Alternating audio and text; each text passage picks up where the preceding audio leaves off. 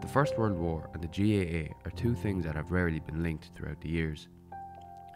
With Ireland facing its own trouble at home, many from nationalist backgrounds opted not to join the British Army, and so it had been presumed up until recently that very few members of the GAA had actually been involved in the war.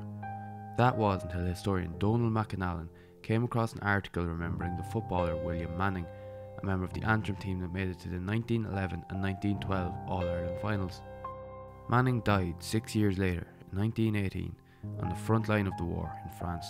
All I understood up to that point was that the GAA had an historical ban on members of the British Army and other Crown forces, and that remained in place, war or not, and that as a result of that rule, I presumed, and other historians had sort of written along these lines, that members of the GAA had, for the most part, not been affected by the war.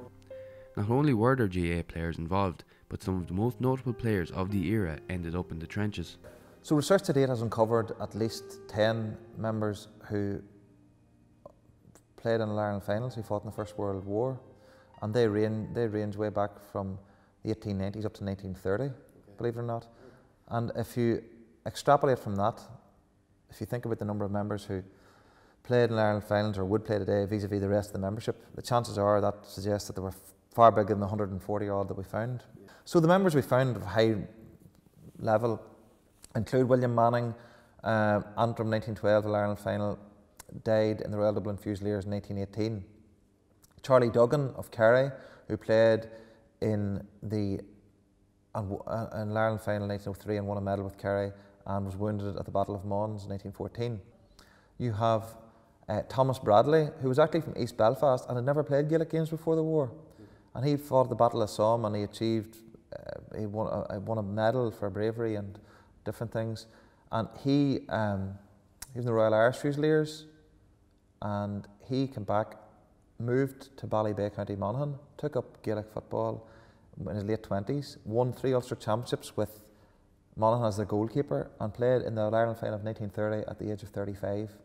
What this also shows you is that despite the way these things are portrayed, they weren't completely isolated and ostracised. Men such as that, it very much depended on local circumstances and personalities, but he was very much welcomed, and he played for Ulster and all sorts. Would be regarded as maybe by many as one of the, maybe before the current, as maybe the best Monaghan goalie of all time. You have James Rossiter of Waxford, who scored a goal for Waxford in the 1914 All-Ireland football final, and then was killed. Waxford went on to win 4 in a row in the years that followed, but he was deceased by a year afterwards, 1915. So those are just some examples. There are also fascinating stories that don't relate just to playing success. You have Frank Scout Butler, who was the Tipperary goalkeeper on Bloody Sunday in 1920 in Dublin, and he had fought in the First World War, and he said that whenever the auxiliaries were on Croke Park, it was the military tattoo on his arm that saved him. But I would say if you had to guess what is an accurate overall figure, we can't. You can certainly say the overall figure of members, if we ever were able to identify them, and we can't, would probably be way up in 3 figures, probably 4 figures. It was stated in September 1917 that the O'Neill Crowleys, another junior club in Belfast, their 7th member to die in the war. But I have no record of who 5 of them were. In the first months of the war, until well into 1915, maybe let's say the first 9 months of the war, there was a lot of acceptance among Irish nationalism of the war itself, and that Irish nationalists, in many cases, going off to fight in the war was, if not a good thing, it was certainly something that any duty that they felt to do shouldn't be condemned.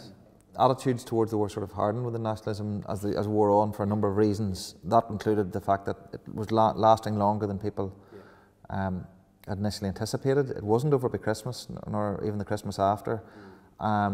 Then, of course, events in Ireland, hardened views. The reasons for GAA players going to war aren't clear in a lot of cases, but for the majority it meant career prospects, a chance for better pay, or simply just the adventure. For example, I can see a couple of men from Tyrone in 1918, who one of them included was the County Secretary, Patrick Holland, and his friend, who was the Secretary of a GAA club in Dungannon. And at least one of them, we've learned, he wanted to fly. Now, how else at that stage, 1918, would you have had an opportunity as an ordinary man living in town to learn to fly? We're keen to find as many other examples as we can. It'd be great to have a record from every county. So, for example, there's 4 counties, Westmeath, Longford, Roscommon, Fermanagh, where there are gaps.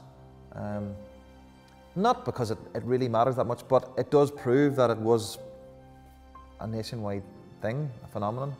People maybe only tend to step forward maybe when they see this, and maybe a lot of people maybe felt reticent about talking about this sort of subject in public, but once they see other people doing it, then they might feel inclined to step forward. So this will never, what comes out of this in the next few months will not nearly be complete research, but if I've taken it as far as I can, well, and put it in some sort of shape, well, somebody else can, if at all possible, develop it further after that.